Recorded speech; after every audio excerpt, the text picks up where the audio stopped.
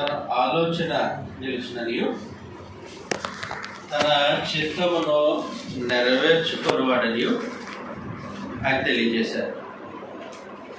ఆయన చిత్తంలో, ఆయన సంకల్పంలో క్రీస్తు ప్రభు యొక్క శిలువ మరణం, అందుకొరకు ప్రత్యేకించి ఆయనను జగత్తు పునాది వేయబడక మునిపే నియమించారు. ఆయన సంకల్పం. తర్వాత మనుషులను క్రీస్తు ప్రభు ద్వారా ఆయన కృపచేతనే రక్షించాలనుకున్నారు. ఎఫెసీలకు రాసినటువంటి పత్రిక 2వ అధ్యాయం, ఎఫెసీలకు రాసినటువంటి పత్రిక 2వ అధ్యాయం 7వ వచనంలో క్రీస్తు యేసునందు మనలను ఆయనతో కూడా లేపి పరలోకమందు ఆయనతో కూడా కూర్చుండబెట్టెను. మీరు విశ్వాసము ద్వారా కృపచేతనే రక్షింపబడి ఉన్నారు. ఎలాగూ కృపచేతనే రక్షింపబడి ఉన్నారు. ఇది మీ వలన కలిగినది కాదు, దేవుని వరమే. అది సంగతి. కాబట్టి దేవుడు మనుషులను కృపచేత రక్షించాలని సంకల్పించారు. క్రియలను పరిగణలోకి తీసుకోవద్దు. క్రియలను పరిగణలోకి తీసుకొని రక్షించాలనుకుంటే రక్షించడానికి మిగిలేవాడు ఎవరో ఉండరు. దేవుని ఉగ్రత నుండి తప్పింపబడటానికి తూనికలో తూగేవారు ఎవరో ఉండరు. కాబట్టి కృపచేత వారిని ఉచితముగా నీతిమంతులుగా తీరుద్దాం, కృపచేత వారిని రక్షిద్దాం అని దేవుడు సంకల్పించారు. ఎవరిని కృపచేత రక్షిద్దాం?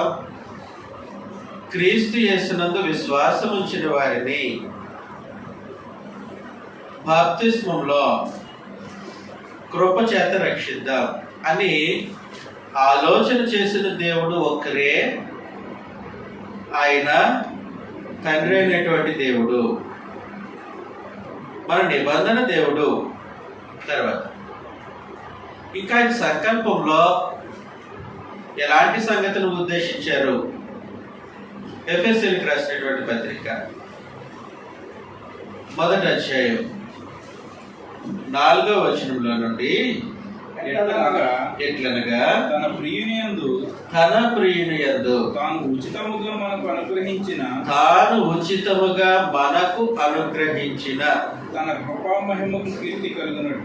కృపామహిమకు కీర్తి కలుగునట్లు తన చిత్త ప్రకారమైన దయా సంకల్పము చొప్పున, ఇదిగోండి, తన చిత్తము నెరవేర్చుకునే దేవుడు తన చిత్త ప్రకారమైన దయా సంకల్పము చొప్పున యేసుక్రీస్తు ద్వారా, ఎవరి ద్వారా? యేసుక్రీస్తు ద్వారా తనకు కుమారులుగా స్వీకరించుటకై మనలను ముందుగా తన కోసము నిర్ణయించుకొని ఇదిగో నిర్ణయం చేసేది ఎవరు? కాబట్టి ముందుగా నిర్ణయించుకొని మనము తన ఎదుట పరిశుద్ధులమును నిర్దోషులమునై ఉండవలెనని జగత్తు పునాది వేయబడక మునిపే ప్రేమ చేత ఆయన క్రీస్తులో మనలను ఏర్పరచుకొనెను. అది సంగతి. కాబట్టి ఆయన సంకల్పం ప్రకారము మనలను కుమారులుగా స్వీకరించాలని దేవుడు ఉద్దేశించాడు. వాస్తవానికి దేవుని చేత సృష్టింపబడిన వారు, తల్లి గర్భంలో మనలను నిర్మించింది ఆయన. తన స్వరూపాన్ని, తన పోలికను పంచి ఇచ్చింది ఆయన. యాకోబు పత్రిక 3వ అధ్యాయం 9వ వచనంలో, యాకోబు రాసిన పత్రిక 3వ అధ్యాయం 9వ వచనం, దీనితో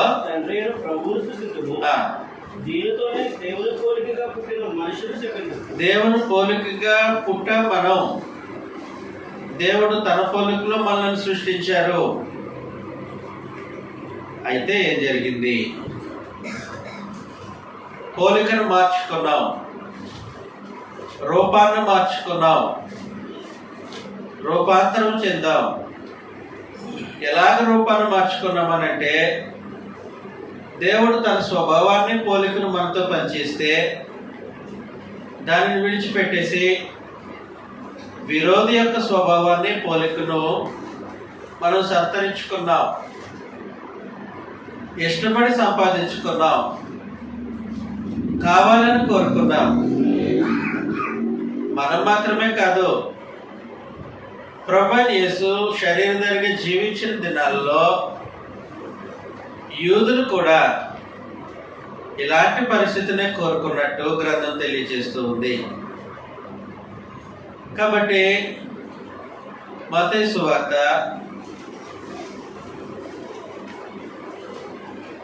మత్తయి రాసినటువంటి సువార్త 3వ అధ్యాయం 7వ వచనంలో అతడు పరిసయ్యులలోను సద్దూకయ్యులలోను అనేకులు బాప్తిసం పొందుట వచ్చును చూసి, పాము పిల్లలారా, సర్ప సంతానమా, రాబో ఉగ్రతను తప్పించుకొనుటకు మీకు బుద్ధి చెప్పిన వాడెవడు అనేసి. కాబట్టి సర్ప సంతానం అయ్యారు అంటే అపవాది పిల్లలు అయ్యారు అని అర్థం. అపవాది సంతతి అయ్యాం అని అర్థం. యోహాను సువార్త 8వ అధ్యాయం 44వ వచనంలో ప్రత్యేకించి, వారిలో కొందరు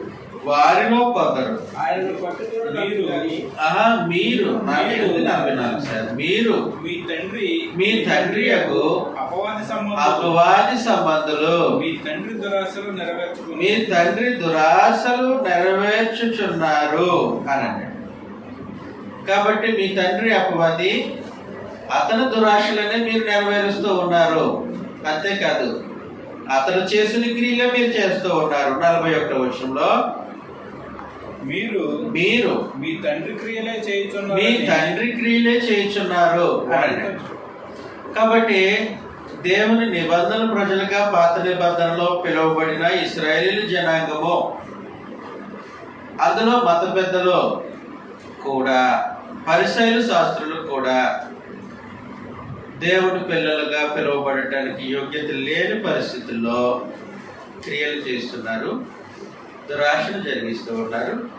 కాబట్టి యోహాను మొహవాటం లేకుండా బాప్తిస్మం ఇచ్చే యోహాను, మీరు సర్ప సంతానం అనేసి.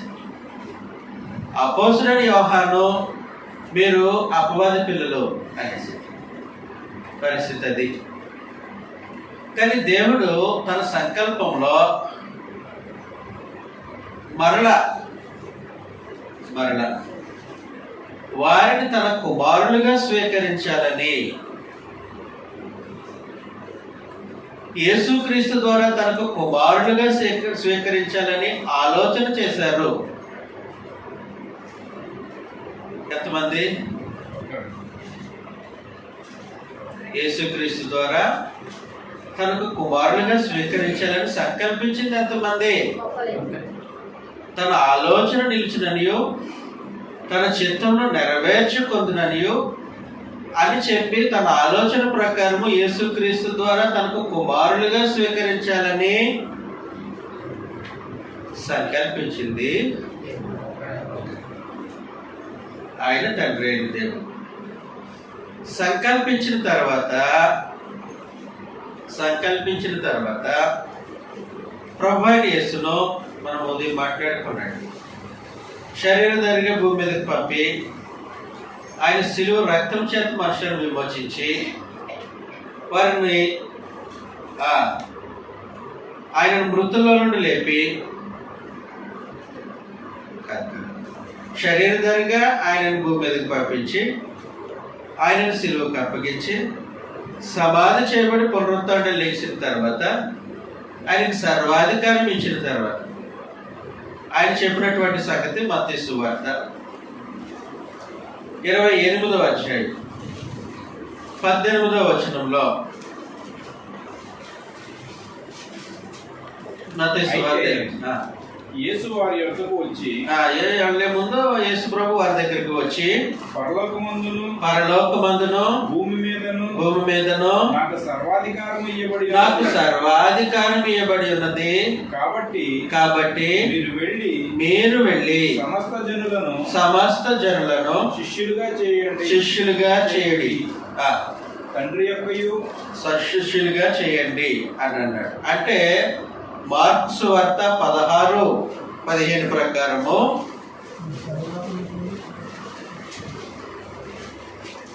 మార్కు సువార్త 15:16-15 మరియు మీరు సర్వలోకమునకు వెళ్ళి సర్వ సృష్టికి సువార్తను ప్రకటించుడి. కాబట్టి సంకల్పం ప్రకారము యేసుక్రీస్తు ద్వారా దేవుడు మనుషులను కుమారులుగా స్వీకరించడానికి ఆయన ఏం చేశారనంటే ప్రత్యేకించి ఈ మిషన్ తన శిష్యుల అపోస్తలుడుకును పరిశుద్ధాత్మకును అప్పగించి అపోస్తలులకు ఇచ్చిన సూచన, మీరు సర్వలోకానికి వెళ్ళి సర్వ సృష్టికి సువార్తను ప్రకటించండి అనండి. సువార్తను ప్రకటించాలి. ప్రభువైన యేసును గూర్చిన వార్తను ప్రకటించాలి. ప్రకటించినప్పుడు విశ్వసించిన వారిని దేవుడు ఈ సువార్త వాక్యం ద్వారా, అంటే అక్షయ బీజము ద్వారా వారిని తనకు కుమారులుగా కన్నాడు. యాకోబు పత్రిక, యాకోబు రాసినటువంటి పత్రిక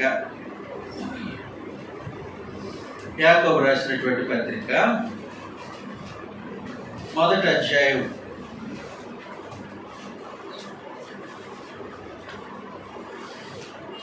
18వ వచనంలో ఆయన తాను సృష్టించిన వాటిలో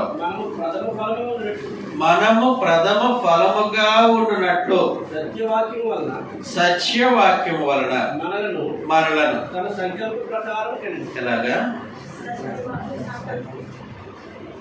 సత్యవాక్యం వలన మనలను తన సంకల్పము ప్రకారము కనెను. కాబట్టి దేవుడు అలాగో తన సంకల్పం ప్రకారము కని తన సంకల్పం ప్రకారము యేసుక్రీస్తు ద్వారా తనకు కుమారులుగా స్వీకరించారు. సంకల్పం ప్రకారం యేసుక్రీస్తు ద్వారా తనకు కుమారులుగా స్వీకరించారన్న సత్యవాక్యం వల్ల కన్నారు అన్న ఒకటే భావం. రెండు విభిన్న సందేశాలు ఇచ్చే సంగతి కాదు.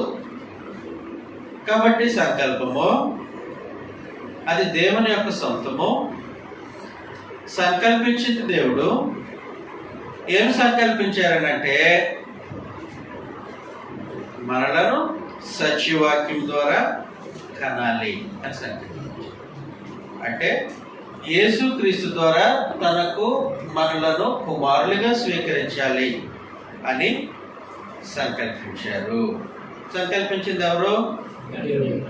ఎంతమంది? మరి తన ఆలోచన నిలిచినని, తన చిత్తం నెరవేర్చుకుందని తెలియచేసిన దేవుడు ఎవరు? అదవుతుంది కదా. కాబట్టి తన సంకల్పం ప్రకారము కదా. పేతురు రాసినటువంటి 1వ పత్రిక 1వ అధ్యాయం 22వ వచనంలో మీరు క్షయ బీజము నుండి కాక శాశ్వతమగు జీవము గల దేవుని వాక్యము మూలముగా అక్షయ బీజము నుండి పుట్టింపబడిన వారు గనుక అది. కాబట్టి తన సంకల్పం ప్రకారం కన్నారని అంటే దేవుని వాక్యమును అక్షయ బీజం నుండి మనల్ని పుట్టించారు. ఇబ్బంది ఏమీ లేదు. ఈ వచనం కూడా చదివేసేద్దాం. ఎఫెసీ 2వ అధ్యాయం 10వ వచనంలో మరియు వాటి యందు మనము నడుచుకొనవలెనని దేవుడు ముందుగా సిద్ధపరిచిన సత్క్రియలను చేయుటకై మనము క్రీస్తు యేసునందు సృష్టించబడిన వారమై ఆయన చేసిన పని అయి ఉన్నాము. కాబట్టి దేవుడు క్రీస్తు యేసునందు మనల్ని సృష్టించారు, తన సంకల్పం ప్రకారము కన్నారు.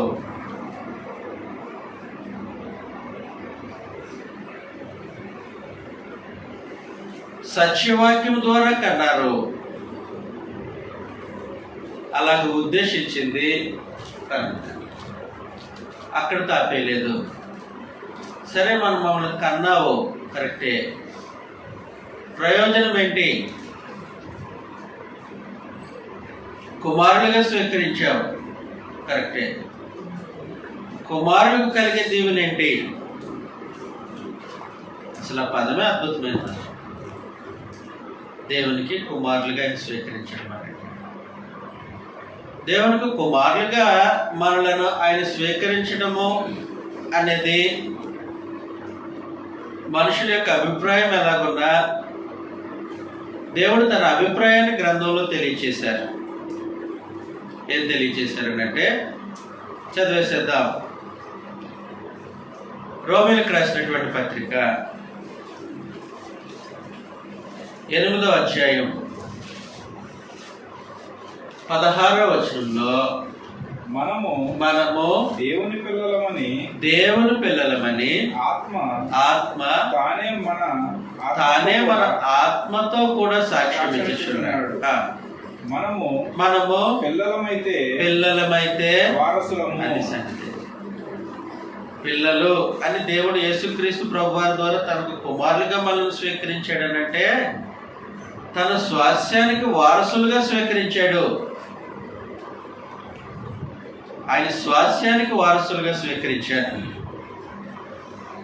గలతీయులకు రాసినటువంటి పత్రిక 4వ అధ్యాయం 7వ వచనంలో కాబట్టి నీవిక దాసుడవు కావు కుమారుడవే. అక్కడ కుమారుడివే. కుమారుడైతే ఏంటి? కుమారుడు అయితే వారసులము అని చెప్పాడు. దేవునికి వారసులు, దేవునికి కుమారులు, దేవునికి వారసులు, క్రీస్తుతోటి వారసులము అని అంటాడు. కాబట్టి తన సంకల్పం ప్రకారము దేవుడు ఈ రకంగా యేసుక్రీస్తు ద్వారా తనకు కుమారులుగా స్వీకరించాలని ఉద్దేశించారు. తనకు కుమారులుగా స్వీకరించాలని ఉద్దేశించారనంటే తన స్వాస్యానికి హక్కుదారులుగా, వారసులుగా చేయాలని ఉద్దేశించారు. వాస్తవానికి దేవుడు తన సంకల్పంలో ఎవరినైతే కుమారులుగా స్వీకరించారో వారి కొరకు స్వాస్యాన్ని హక్కుగా పొందడానికి పరలోకములో ఆ స్వాస్యాన్ని భద్రపరిచారు. పేతురు రాసినటువంటి మొదటి పత్రిక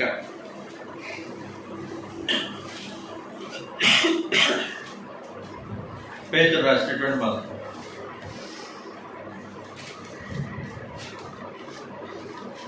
అధ్యాయం 4 నుంచి చదివేద్దాం. మృతులలో నుండి యేసుక్రీస్తు తిరిగి లేచుట వలన జీవముతో కూడిన నిరీక్షణ మనకు కలుగునట్లు అనగా అక్షయమైనదియు నిర్మలమైనదియు వాడబారనిదియునైన స్వాస్యము మనకు కలుగునట్లు ఆయన తన విశేష కనికరము చొప్పున అది. కాబట్టి మరలా జన్మింపజేసినట్టు దేవుడు మరలా కన్నారు, మరలా కుమారులుగా స్వీకరించారు. దేనికి? అక్షయమైనదియో వాడబారినదియో నిర్మలమైనటువంటి స్వాస్యము మనకు అనుగ్రహించడానికి దేవుడు తన సంకల్పం ప్రకారము యేసుక్రీస్తు ద్వారా కుమారులుగా స్వీకరించారు. స్వాస్యం ఇవ్వడం కూడా ఎవరి ఆలోచన?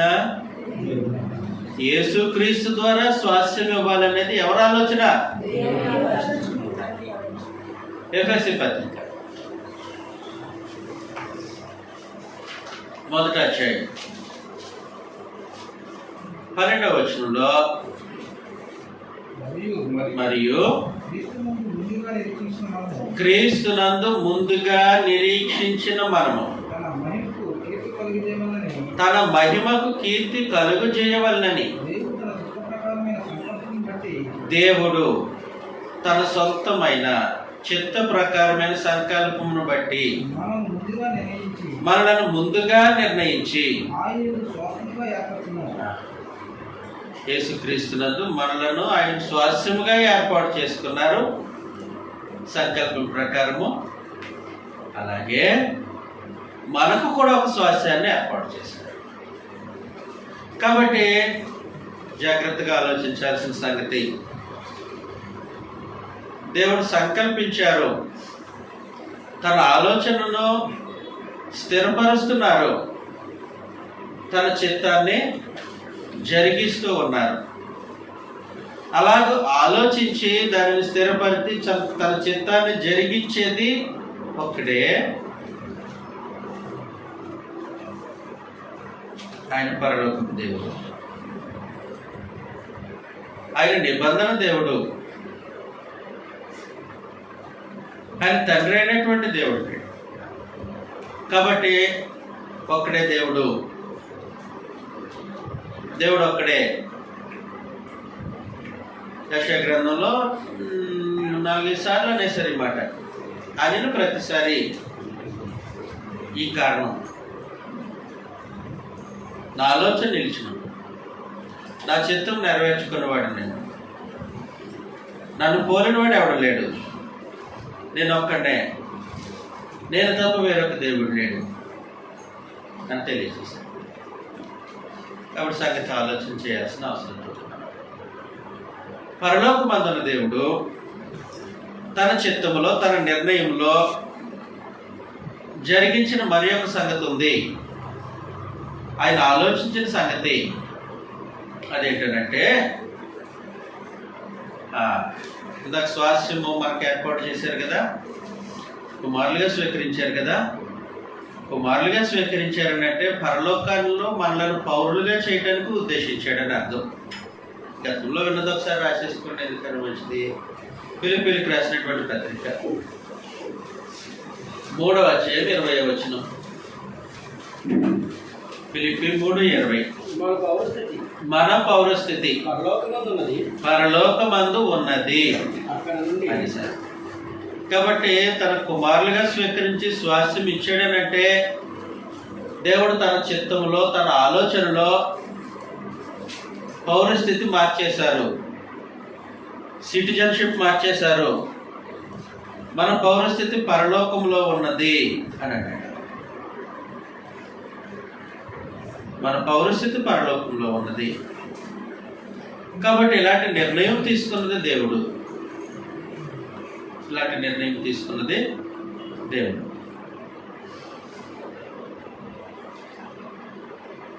తర్వాత ఎఫెసీలకు రాసిన పత్రిక 1వ అధ్యాయం 9వ వచనంలో దేవుని నిర్ణయం ఇంకా ఏంటి? తన ఆలోచనను నిలుచుననియు తన చిత్తమును నెరవేర్చుకొందుననియు అని తన గురించి చెప్పినటువంటి దేవుడు ఏం చెప్పారు? వాస్తవానికి తన చిత్తంలో ఇంకొక సంగతి, ఆయన తన దయా సంకల్పము చొప్పున తన చిత్తంలోకి వచ్చిన మర్మమును, సంకల్పం అన్నమాట మర్చిపోవద్దు. తన దయా సంకల్పము చొప్పున తన చిత్తములకు వచ్చిన మర్మము తన చిత్తమును గూర్చిన మర్మమును మనకు తెలియజేసి, అంటే దేవుడు ఏదైతే చిత్తాన్ని చేశారో దాన్ని ఖచ్చితంగా నెరవేర్చేస్తారు. కాబట్టి నెరవేర్చిన ఆయన తెలియచేశారు కూడా. తన చిత్తమును గూర్చిన మర్మమును మనకు తెలియచేసి మనకు సంపూర్ణమైన జ్ఞాన వివేచన కలుగుటకు మనకు సంపూర్ణమైన జ్ఞాన వివేచన కలుగుటకు ఆ కృపను మన ఎడల విస్తరింపజేసి, మన ఎడల విస్తరింపచేసాను. ఈ సంకల్పమును బట్టి, అది కూడా మరలా ఈ సంకల్పమును బట్టి ఆయన పరలోకంలో ఉన్నవే గాని, ఆయన ఒకటి అనుకున్నారు తన ఆలోచనలో. తన చిత్తాన్ని నెరవేర్చుకునే దేవుడు ఒక ఉద్దేశాన్ని కలిగి ఉన్నారు, చిత్తాన్ని కలిగి ఉన్నారు, సంకల్పాన్ని కలిగి ఉన్నారు. ఏంటంటే ఈ సంకల్పము ప్రకారము ఆయన పరలోకంలో ఉన్నవే గాని, ఆ సంకల్పానికి సొంతదారుడైనటువంటి దేవుడు పరలోకములో ఉన్నవే గాని, భూమి మీద ఉన్నవే గాని, భూమి మీద ఉన్నవే గాని సమస్తమును క్రీస్తునందు ఏకముగా సమకూర్చుకోవాలని క్రీస్తునందు ఏకముగా సమకూర్చవలెనని తనలో తాను నిర్ణయించుకొనెను. కాబట్టి ఆయన చిత్తంలో మరి ఒక సంగతి ఏంటంటే, మీరు నిద్రపోయిన బ్రేక్ లేదు. మరి ఒకసారి బ్రేక్ ఇచ్చారంటే ఇంటికి వెళ్ళిపోతాం. మరి బ్రేక్ తీసుకొని ఇంటికి వెళ్ళిపోదామా, మెలకుగా ఉన్నామా?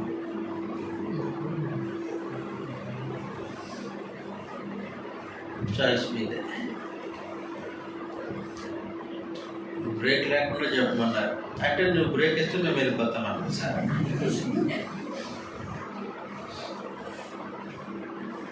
కాబట్టి విందాం, నేర్చుకుందాం.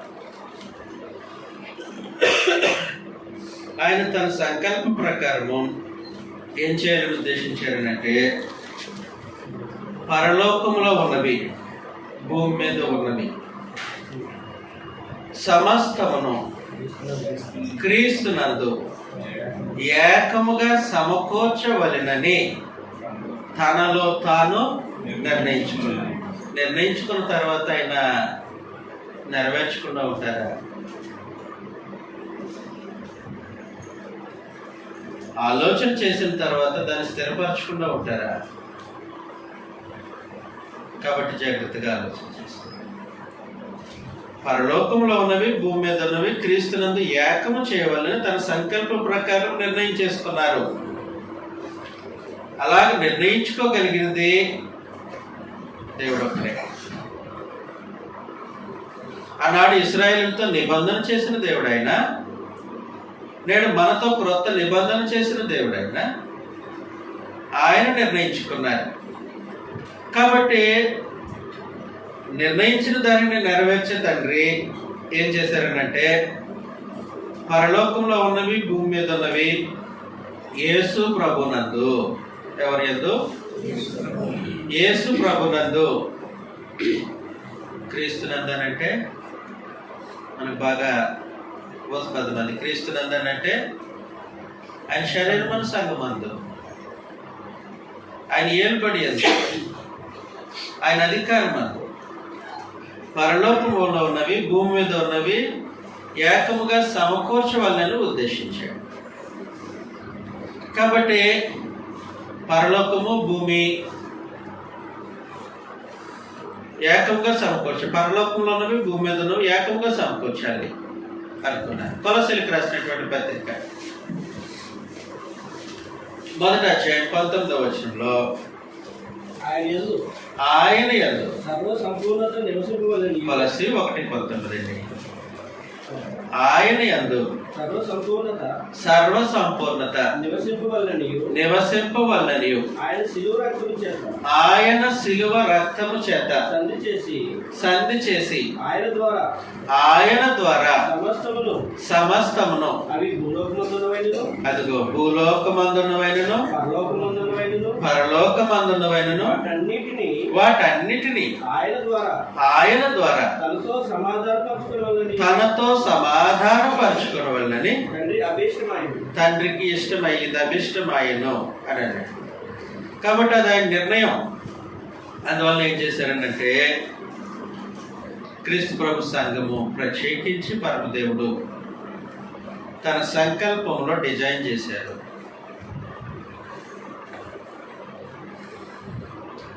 క్రీస్తు ప్రభు సంఘము ఎవరి ఆలోచన నుంచి వచ్చింది? ఎవరి చిత్త ప్రకారం వచ్చింది? కాబట్టి ఎఫెసీ పత్రిక 3:8, ఎఫెసీ 3:8, దేవుడు మన ప్రభువైన క్రీస్తు యేసునందు చేసిన నిత్య సంకల్పము చొప్పున ఎవరి ద్వారా?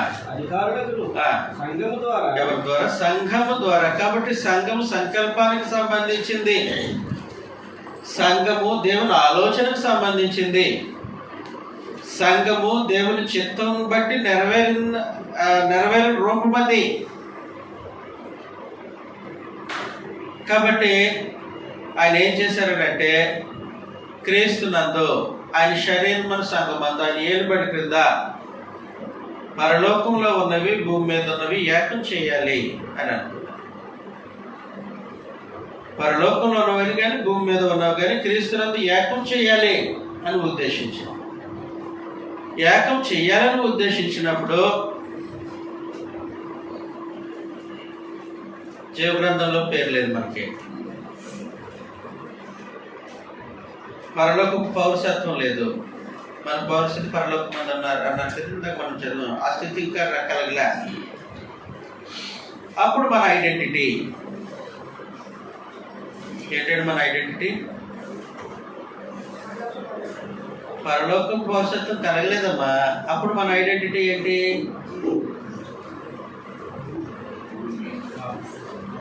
జీవగ్రంథంలో పేరు రాయబడలేదు. అప్పుడు మన ఐడెంటిటీ ఏంటి? ప్రకటన 13:8.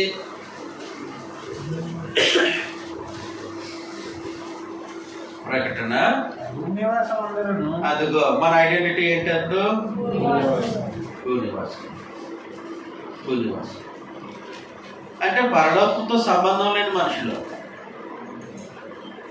కానీ ఏం చేశాడనంటే పరమ తండ్రి క్రీస్తునందు ఆయన అధికారం నందు మనలను పరలోకంతో కలిపాడు. పరలోకపు పౌరసత్వం మనకు అనుగ్రహించాడు. మన గుర్తింపు ఏమని చెప్పారనంటే మీరు పరలోకపు సంబంధులు అని అంటే ఎక్కడ? ఏ ప్లేస్లో? క్రీస్తునందు ఆయన సంఘము. ఇప్పుడు భూనివాసులు భూమి మీద బ్రతికేటువంటి మనం భూ సంబంధమైనటువంటి మనల్ని తీసుకొని వచ్చాడు అక్కడికి క్రీస్తునందు ఆయన శరీరం సంఘం. ఆయన అధికారం కింద తీసుకొని వచ్చాడు పరమ తండ్రి. తీసుకొని వచ్చిన తర్వాత ఇక మీదటి మీరు భూనివాసులు కాదు, ఇక మీదటి మీరు భూ సంబంధులు కాదు, ఇక మీదట మీరు పరలోకపు సంబంధులు, పరలోకపు నివాసులు అని అంటే ప్రకటన గ్రంథం 12వ అధ్యాయం. ప్రకటన గ్రంథం 12వ అధ్యాయం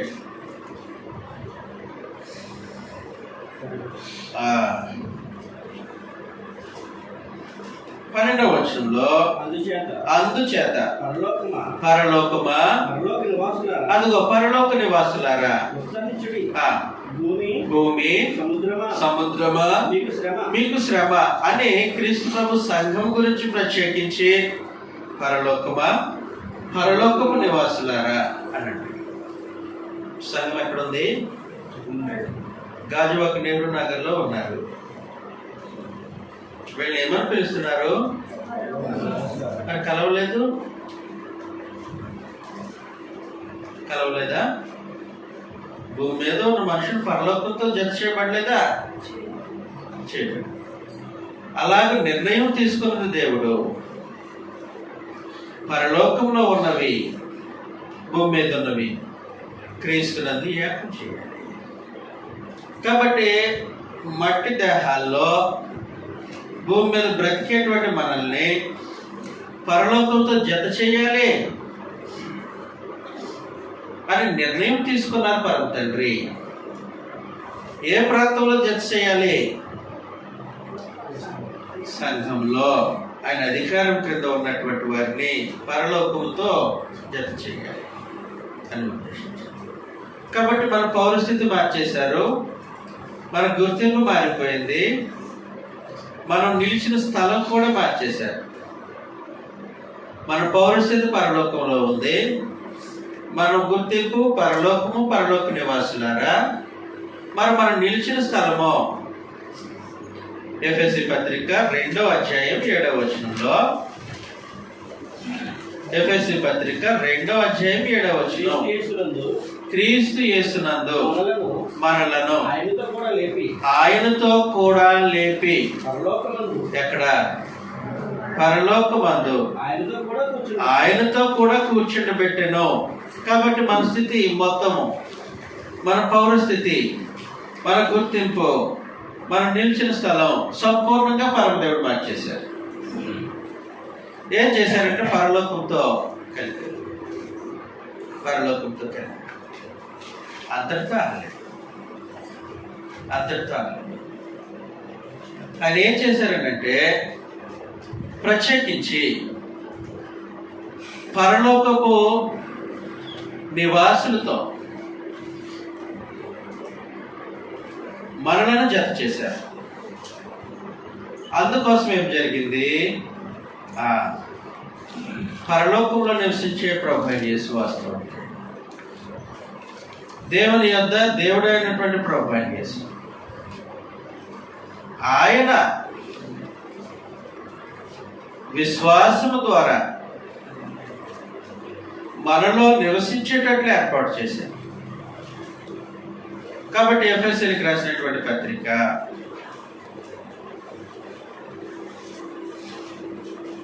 3వ అధ్యాయం, ఎఫెసీలకు రాసినటువంటి పత్రిక 3వ అధ్యాయం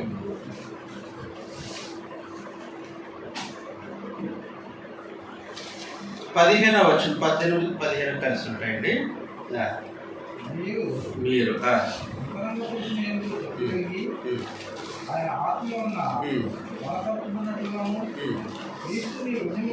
క్రీస్తు మీ హృదయములలో విశ్వాసము ద్వారా నివసించున్నట్లుగాను తన మహిమైశ్వర్యము చొప్పున. అది సంగతి. కాబట్టి విశ్వాసము ద్వారా క్రీస్తు మన హృదయములో నివసిస్తూ ఉన్నారు. ఏ మనుషులు? మనం మట్టి మనుషులు, మట్టిలో ఉన్నాం. పరలోకపు నివాసి ప్రభు, దేవుని కుడిపార్శ్వము నాశనుడు అయినటువంటి ప్రభు, ఆయన విశ్వాసము ద్వారా మన హృదయంలో నివసిస్తాడు. ఎలా నివసిస్తాడు ఆయన మన హృదయంలో? విశ్వాసము ద్వారా. ఏమని విశ్వసించాం? దేవుని కుమారుడని విశ్వసించాం కదా, ప్రభుని విశ్వసించాం కదా, రాజుని అంగీకరించాం కదా. కాబట్టి వెంటనే నీ విశ్వాసం అదైతే ఆ స్థానంలో, ఆ స్థితిలో నీ హృదయంలో నేను నివసిస్తాను అంటే, ఆ స్థితిలో ఆయన హృదయంలో నువ్వు నివసించు అన్నాడు దేవుడు ఆయన. కాబట్టి పరలోకంలో ఉన్నటువంటి ప్రభువైన యేసు మన హృదయంలో ఆ అంతస్తులో నివసించడానికి దేవుడు ఏర్పాటు చేశారు. ఎక్కడ? క్రీస్తు ప్రభు సంఘంలో. అందువల్ల పేతురు రాసినటువంటి మొదటి పత్రిక 3వ అధ్యాయం, పేతురు రాసినటువంటి మొదటి పత్రిక 3వ అధ్యాయం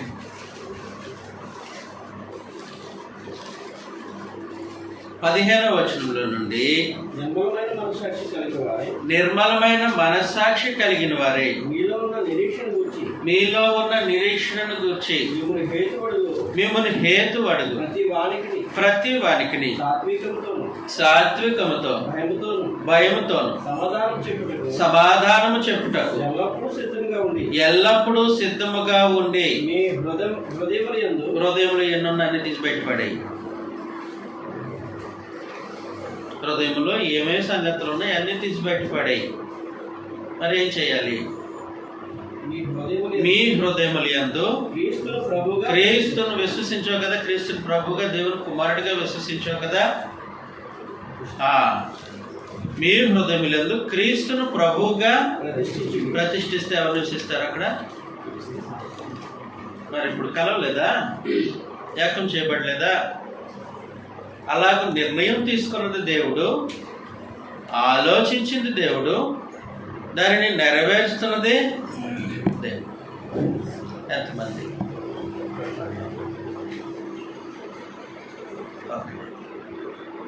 అంత మాత్రమే కాదు, పరిశుద్ధాత్మ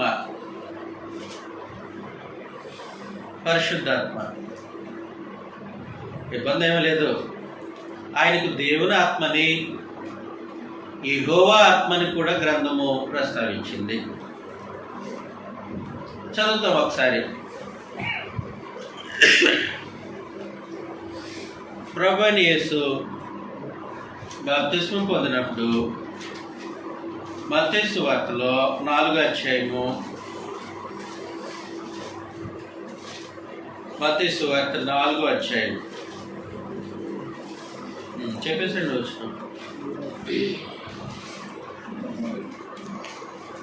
3వ అధ్యాయం 16వ వచనంలో నీలో నుండి ఒడ్డుకు వచ్చాను, ఇదిగో ఆకాశం తెరవబడెను, దేవుని ఆత్మ పావురం వలె దిగి తన మీదకు వచ్చి చూసింది. కాబట్టి అక్కడ దేవుని ఆత్మ అన్నారు. మరి మార్కు సువార్త 1వ అధ్యాయం 10వ వచనంలో, మార్కు సువార్త వెంటనే నీళ్లలో నుండి ఒడ్డునకు వచ్చుచుండగా ఆకాశము చీల్చబడుటయు, అక్కడ తెరవబడుట అన్నాడు, ఇక్కడ చీల్చబడుట అన్నాడు. దేవునాత్మ వచ్చారా, పరిశుద్ధాత్మ వచ్చారా? మరి అక్కడ దేవునాత్మ ఉన్నారు. ఇద్దరు వచ్చారా, ఒకరు వచ్చారా? కాబట్టి దేవునాత్మ అన్నా పరిశుద్ధాత్మ అన్నా ఒక్కరే. ఆయనకు ఇంకొక పేరు ఉంది ప్రవచన భాషలో. ప్రవచనాలు ఏమని చెప్పాడంటే ఆయనను యెహోవా ఆత్మ అని అన్నారు. యెషయా గ్రంథం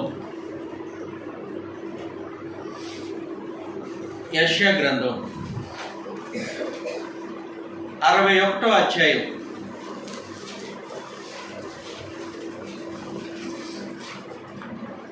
1వ వచనంలో, ప్రభువుకు యెహోవా ఆత్మ నా మీదకి వచ్చి ఉన్నది. చెప్పండి, క్లియర్గా చెప్పండి. యేసు ప్రభు మీ మీదకి వచ్చింది ఎవరు?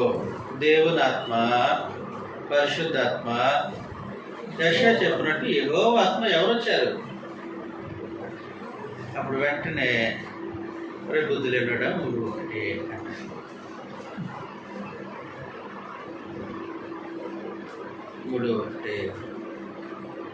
నా మీదకు వచ్చింది పరిశుద్ధాత్మ అంటే దేవుని ఆత్మ అని ఆయనకు పేరుంది. పాత నిబంధనలు ఆయన ప్రస్తావన యెహోవా ఆత్మను కూడా ప్రవచనాల్లో. కాబట్టి పరిశుద్ధాత్మ, యెహోవా ఆత్మ, దేవుని ఆత్మ. ఆయన పరలోకపు వాసి, ఆయన పరలోకపు వాసి. కానీ పరమదేవుడు ఏం చేశారనంటే, పరలోకపు వాసి అయినటువంటి ప్రభు అయిన యేసు క్రీస్తు ప్రభు అధికారం క్రింద ఉన్నటువంటి వారితో వారి దేహంలో నివసించటానికి ఏర్పాటు చేశారు. కాబట్టి ఏం జరిగిందనంటే, కొరింథీయులకు రాసినటువంటి మొదటి పత్రిక, కొరింథీయులకు రాసినటువంటి మొదటి పత్రిక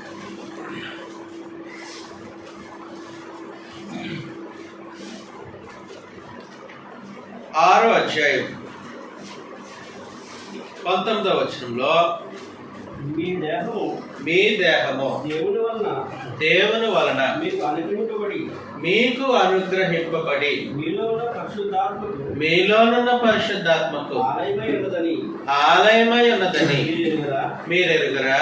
మీరు మీ సొత్తుకారు. అది సరే. కాబట్టి మీలోనున్న పరిశుద్ధాత్మకు శరీరము ఆలయము అని అన్నాడు. కాబట్టి శరీరం అంటే మట్టి దేహము, భూమి సంబంధమైనది ఇది. దీనిలోనికి పరిశుద్ధాత్మ కలిసయ్యా ఎక్కడ? క్రీస్తు ప్రభు సంఘంలో ఆయన అధికారం క్రింద పరలోకంలో ఉన్నవి, భూమి మీద ఉన్నవి క్రీస్తునందు ఏకంగా సమకూర్చాలి. ఎవరు ఆలోచించారు? ఎవరు నిర్ణయించి ఎవరి చిత్తం అది నెరవేర్చారా? క్రీస్తునందు ఏకం చేయబడి. అంతేకాదు, అంత మాత్రమే కాదు, భూమి మీద క్రీస్తు ప్రభు సంఘము, ఆ జనాంగము దేవుని ఆలయం. ఎఫెసీయులకు రాసినటువంటి పత్రిక 2వ అధ్యాయం, ఎఫెసీ 2:20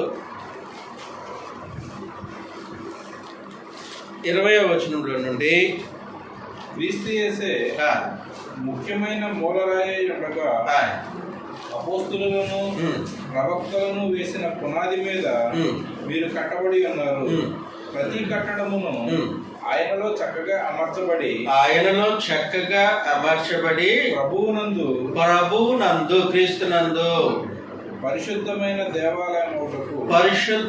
దేవాలయం ఒకటకు వృద్ధి పొందుతున్నది. కాబట్టి దేవుని ఆలయముగా మనం కట్టబడుతూ ఉన్నాం. ఆ ఆలయములో ఆయన నివసిస్తూ ఉన్నారు. ఆయన ఆలయం ఏంటండి? నివసించేది ఎవరు? ఆయన పరలోకం కదా ఆయన నివాసం, సమీపింపరాని తేజస్సు కదా ఆయన నివాసం. కరెక్టే. కానీ ఇప్పుడు పరిస్థితి మారింది. అక్కడ నివసించేటువంటి దేవుడు తన నివాస స్థలంలో ఉండేటువంటి పరమ తండ్రితో సంఘము జతపరచబడింది. కాబట్టి దేవునికి నివాస స్థలముగా ఉండటానికి మనం కట్టబడుతూ ఉన్నాం. సంఘము ఆయన ఆలయము.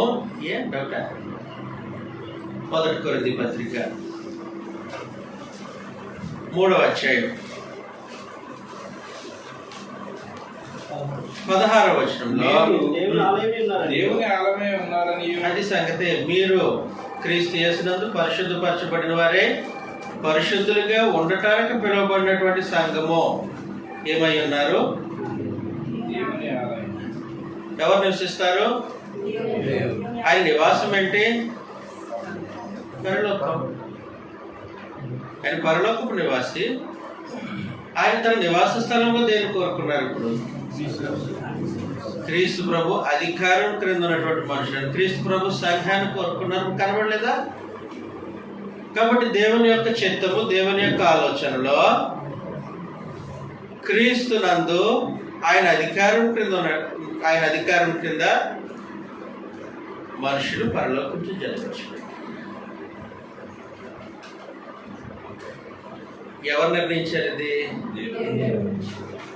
ఎంతమంది? కాబట్టి తన ఆలోచన నిలుస్తుంది. ఇంకా దాన్ని చెదరగొట్టడానికి ఎవరి వల్ల కాదు. తన చిత్తం నెరవేర్చుకొను వాడును అని చెప్పే దేవుని పోలిన వారు ఇంకొకరు లేరు. అలాగే చెప్పిన దేవుడు ఒక ఆయనే.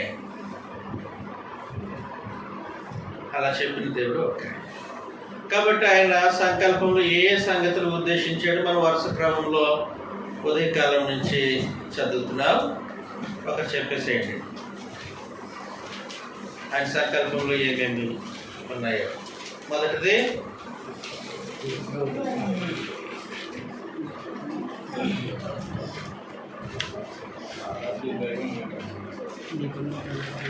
అది అసైన్మెంట్ సార్.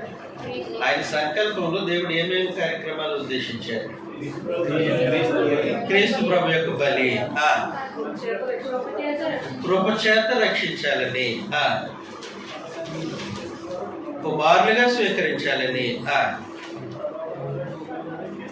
వారికి స్వాస్థ్యం ఇవ్వటానికి పరలోకములు ఉన్నవి, భూమి మీద ఉన్నవి క్రీస్తునందు ఏకం చేయాలండి. దేవుడు సంకల్పించారు, ఆలోచించారు, తను ఆలోచించినట్లుగా తన చిత్త ప్రకారము నెరవేరుస్తూ ఉన్నారు.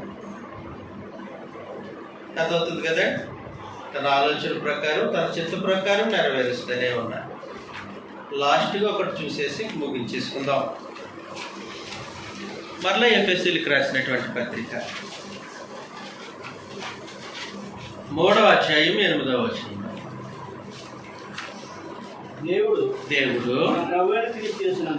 మన ప్రభు అయిన క్రీస్తు యేసునందు చేసిన నిత్య సంకల్పం చొప్పున పరలోకములో ప్రధానులకును అధికారులకును సంఘము ద్వారా తన యొక్క నానా విధమైన జ్ఞానము ఎప్పుడని మాట మర్చిపోవద్దే, ఇప్పుడు తెలియజేయబడవలనని. ప్రజెంట్ టైం దేవుడు తన సంకల్పంలో తను గూర్చినటువంటి నానా విధమైన జ్ఞానము ఇప్పుడు సంఘము ద్వారా తెలియజేయాలని నిర్ణయించారు.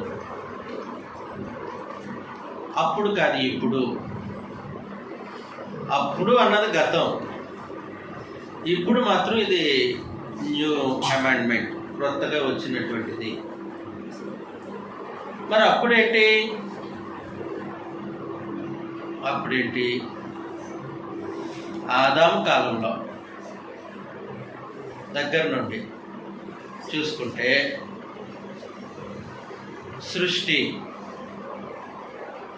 దేవుని గూర్చినటువంటి జ్ఞానాన్ని మనుషులకు ఉపదేశించడానికి ఉద్దేశించారు.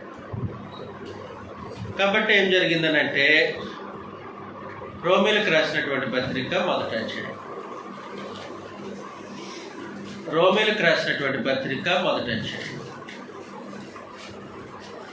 19-20 వచనాల్లో, ఎందుకనగా దేవుని గురించి తెలియశక్యమైనది ఏదో అది వారి మధ్య విషదమై ఉన్నది. దేవుడు అది వారికి విషదపరిచెను. ఆయన అదృశ్య లక్షణములు అనగా ఆయన నిత్య శక్తియు దేవత్వమును జగతోత్పత్తి మొదలుకొని సృష్టింపబడిన వస్తువులను ఆలోచించుట వలన తేటపడుచున్నవి. కాబట్టి దేవుడు తను సృష్టించిన వస్తువులను ఆలోచిస్తే దేవుని యొక్క దైవత్వము, నిత్యశక్తి మనుషులు గ్రహించగలరు. ప్రత్యేకించి అలాగే గ్రహించడానికి దేవుడు ఏర్పాట్లు చేశారు. అప్పుడు కాబట్టి ఏం జరిగిందనంటే, యోబు గ్రంథం 12వ అధ్యాయం 7వ వచనంలో, యోబు గ్రంథం 12వ అధ్యాయం 7వ వచనం, మృగములను విచారించుము, అవి నీకు బోధించును, ఆకాశ పక్షులను విచారించుము, అవి నీకు తెలియచేయును, భూమిని గురించి ధ్యానించిన ఎడల అది నీకు బోధించును, సముద్రములోని చేపలను నీకు దానిని వివరించును. ఏం వివరిస్తాయి, ఏం బోధిస్తాయి? వీటన్నిటిని బట్టి యోచించుకొని ఎడల యెహోవా హస్తము వీటిని కలుగజేసినని తెలుసుకొనలేనివాడెవడు. కాబట్టి దేవుడు తనను గురించినటువంటి సంగతులను బయలుపరిచింది సృష్టిలో, వివరించేది సృష్టి.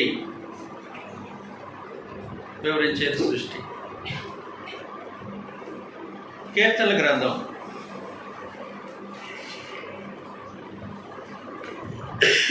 19వ అధ్యాయం 1వ వచనంలో నుండి,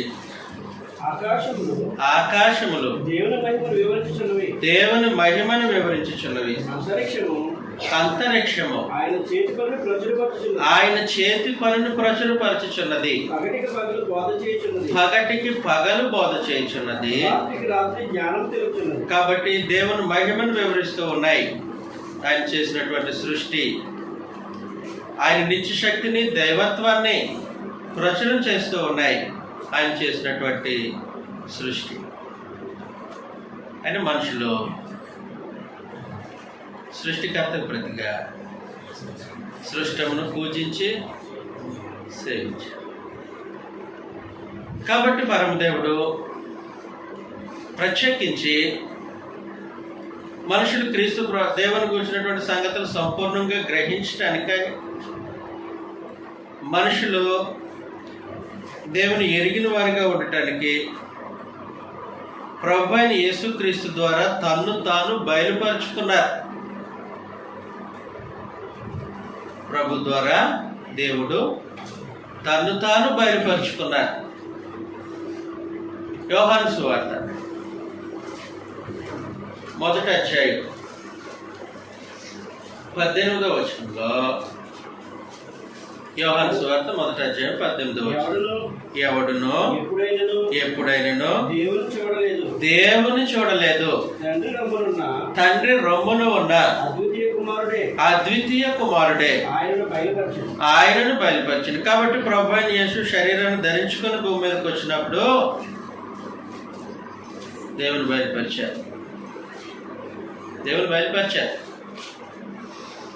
ఆయన ఇప్పుడు శరీరాన్ని ధరించుకొని భూమి మీద లేరు. అలాంటప్పుడు దేవుని గురించినటువంటి నానా విధమైన జ్ఞానం లోకానికి అవసరం. ఇప్పుడు ప్రచురం చేయడం ఇంకా ప్రాముఖ్యం. ఆ అజ్ఞాన కాలములలో దేవుడు చూచి చూడనట్టుగా ఉండని కానీ ఇప్పుడైతే అందరూ అంతటను మారు మనసు పొందవాలని మనుషులకు ఆజ్ఞాపించాడు. దీన్ని నమ్మటానికి ఆధారం కూడా కలుగజేశాడు. ఎలాగో మృతుల్లో నుండి ఒకరిని లేపి దీన్ని నమ్మటానికి ఆధారం కలిగించాడు. దేన్ని నమ్మటానికి? భూలోకమునకు తీర్పు తీర్చబోయే ఒక మనిషిని బట్టి భూలోకమునకు తీర్పు తీర్చబోయే దినం ఒకటే నిర్ణయించాడు. ప్రభు అయిన యేసుక్రీస్తు ద్వారా భూలోకానికి తీర్పు తీర్చబోయే దినం ఒకటి ఉంది. కాబట్టి ప్రతి మనిషి ఆ జ్ఞాన కాలంలో ఉన్నట్టు కాదు, ఇప్పుడు తెలుసుకోవాలి. దేవుని గురించినటువంటి జ్ఞానం తెలుసుకోవాలి. ఆయన గుణలక్షణాలను ప్రచురం చేయాలి. ఆయన గురించి నానా విధమైన జ్ఞానం తెలియపడాలి ఇప్పుడు లోకానికి. దానికి ప్రత్యేకించి దేవుడు తన సంకల్పంలో క్రీస్తు ప్రభు సంఘాన్ని ఆలోచించి స్థిరపరిచారు. దానికి ప్రత్యేకించి క్రీస్తు ప్రభు సంఘాన్ని తన చిత్తంలో ఉద్దేశించి దానిని నెరవేర్చారు. కాబట్టి దేవుని యొక్క చిత్తములో క్రీస్తు ప్రభు సంఘము నేడు దేవుని గురించినటువంటి నానా విధమైనటువంటి జ్ఞానమును లోకంలో ప్రకటన చేసే బాధ్యత కలిగిన వారు. 1 పేతురు పత్రిక 2వ అధ్యాయం 9వ వచనంలో, అయితే మీరు చీకటిలో నుండి ఆశ్చర్యకరమైన తన వెలుగులోనికి మిమ్మల్ని పిలిచిన వాని గుణాతిశయములను ప్రచురము చేయు నిమిత్తము ఏర్పరచబడిన వంశమును రాజులైన యాజక సమూహమును పరిశుద్ధ జనమునై ఉన్నారు. దేవుని సొత్తైన ప్రజలై ఉన్నారు. కాబట్టి మనలను పిలిచిన వాని గుణాతిశయములను ప్రచురం చేయ నిమిత్తము దేవుడు ఎవరిని ఏర్పాటు చేసుకున్నారు? దేవుని గురించిన నానా విధమైనటువంటి జ్ఞానము తెలియజేయబడాలని దేవుడు ఎవరి గురించి ఆలోచన చేశారు? సంఘం గురించి. అదవుతుంది కదా నాన్న. కాబట్టి సంఘము ద్వారా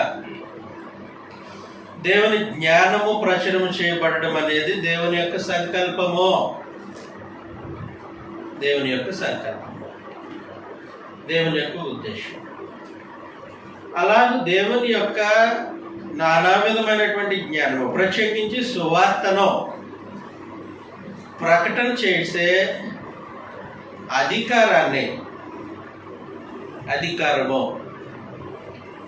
అధికారికంగా సువార్తను ప్రకటించడానికి దేవుడు సంఘాన్ని ఉద్దేశించాడు. సంఘానికి సువార్త ప్రకటించే అధికారం ఉంది.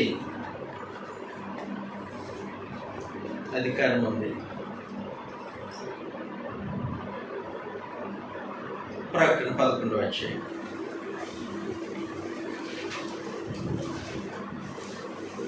ప్రకటన గ్రంథం 11వ అధ్యాయం 3వ వచనంలో నుండి, నేను ఆ ఇద్దరు సాక్షులకు అధికారం ఇచ్చేదను, వారి గోనెపట్టు ధరించుకొని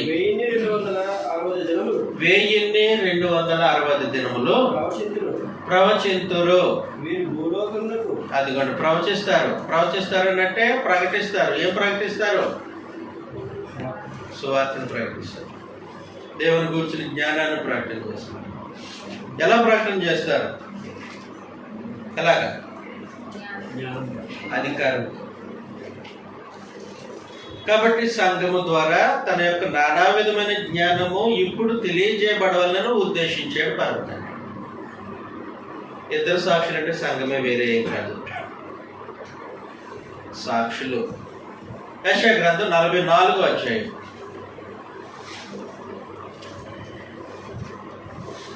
యెషయా గ్రంథం 44వ అధ్యాయం 8వ వచనంలో,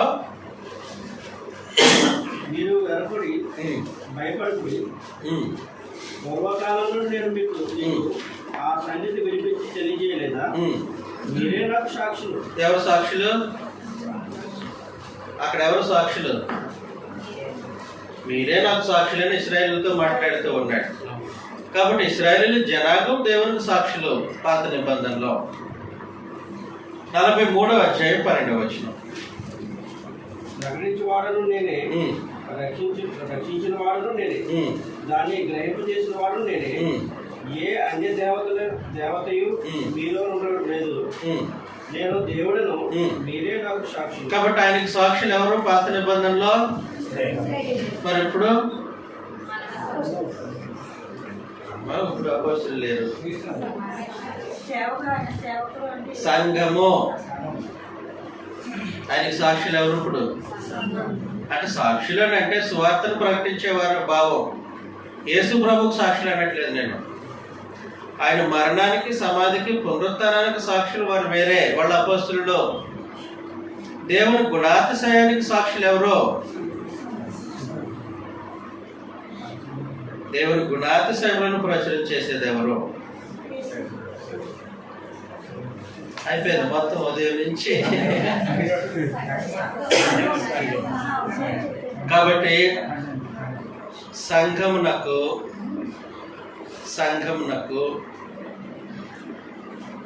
సువార్తను ప్రకటించే అధికారం, దేవుని గురించినటువంటి నానా విధమైనటువంటి జ్ఞానమును ప్రచురం చేసే అధికారం దేవుడు అనుగ్రహించారు. మీరు తప్ప ఇంకొకరు సువార్త చెప్పడానికి వీల్లేదు. నేను మా విశాఖపట్నం జిల్లా కలెక్టర్ అండి. నేను సువార్త చెప్తే నీకు లేదు అధికారం. అది ప్రచురం చేయడానికి ప్రత్యేకమైన జనాంగం క్రీస్తు ప్రభు సంఘం. నా దగ్గర ఎన్నోపెట్లో కోట్లు పడగలెత్తాయి కాబట్టి డబ్బుతో నేను సువార్త చేస్తాను అన్నాడు ఒక ఆయన. నీ దగ్గర ఎంత డబ్బును ఉండొచ్చు, ఏదైనా చేయొచ్చు. ప్రకటన చేసే అధికారం మాత్రం ఒకరికి. ఎవరికే? కాబట్టి సువార్త ప్రకటించే అధికారం దేవుడి సంఘానికి ఇచ్చి, ఆయన కూర్చున్నటువంటి జ్ఞానం ప్రచురం చేసే అధికారాన్ని సంఘానికి ఇచ్చి సువార్తను ప్రకటించి. కాబట్టి ఏం జరుగుతుందనంటే ఆయన సంకల్పంలో సువార్త ప్రచురం అయ్యేది ఇలాగ ఆలోచన చేశారు. ఆయన చిత్తంలో సువార్త జరిగే క్రమము ఇలా నిర్ణయించారు. నిర్ణయించింది ఎవరు? దేవుడు. తన ఆలోచనను స్థిరపరిచి తన చిత్తమును నెరవేర్చుకునే దేవుడు ఆయన.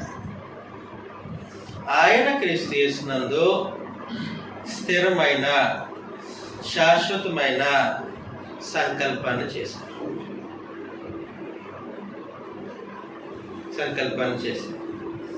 ఏమో ఎంతవరకు అర్థమైందో నాకు తెలియదు.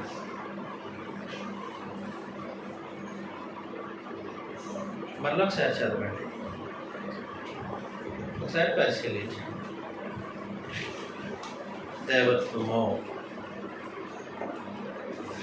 తన చిత్తాన్ని నెరవేర్చేవాడు, తన ఆలోచన స్థిరపరిచే దేవుడు ఒక ఆయన ఉన్నారు. ఆయన క్రీస్తు యేసునందు సంకల్పం చేశారు. సంకల్పం ఆయన సొంతము. సంకల్పం ఆయన సొంతమైనప్పటికీ ప్రభు అయిన యేసు లేకుండా సంకల్పం ఉండదు. కాబట్టి ఆయనతో ముడిపడినటువంటి సంకల్పంలో భాగాలేంటో ఆలోచన చేసాం, సంగతులేంటో ఆలోచన చేసాం. మొదటిగా ఆయన మరణం, రెండవది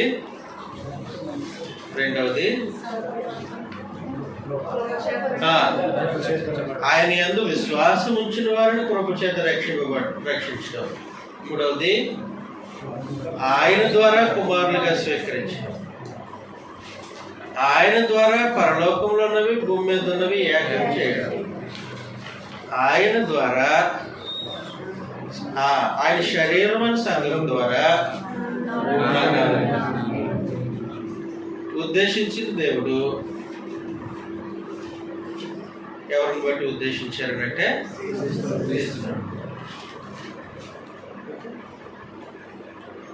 సంకల్పం చేసిన దేవుడు ఒక్కరే, ఉద్దేశించిన దేవుడు, నిర్ణయం తీసుకున్న దేవుడు, తనలో తాను నిర్ణయం తీసుకుంది. మరి దైవత్వంలో దేవుడు ఒక్కడే అన్నమాట. దైవత్వంలో ఒక్కరే ఉన్నారు, ఇంకొకరు లేరన్న భావం కాదు. దైవత్వం యొక్క సర్వసంపూర్ణత శరీరంగా క్రీస్తునందు నివసిస్తుంది. దైవత్వం కలిగిన క్రీస్తు ప్రభు నిర్ణయం తీసుకోలేదు. మరి నిర్ణయం తీసుకున్నది ఎవరు? దైవత్వం కలిగిన దేవుడు. వ్యత్యాసం స్పష్టంగా చూడగలిగితే క్షేమం ఎంతవరకు గ్రంథం చెప్పింది అంతవరకు చూసి ఊరుకోవడం కూడా క్షేమం. సరే.